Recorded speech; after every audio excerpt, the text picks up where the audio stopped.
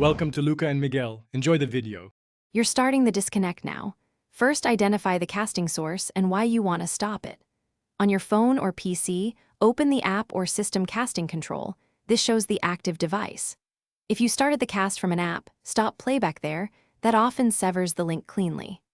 Once done, make sure Wi-Fi or Bluetooth controls aren't locked by profiles, because device restrictions can block a proper disconnect and cause auto-reconnects. Now act on the device. On Android, pull down Quick Settings or open the Google Home app and choose Disconnect. On iOS, use Control Center or the app's AirPlay menu and tap Stop. For Chrome/PC, click the cast icon and select Stop Casting. If the cast persists, force close the app or restart the casting service so the device refreshes its state. These steps work because they terminate the media session and clear the active endpoint, preventing lingering streams. Finish by confirming the receiving device shows no active session.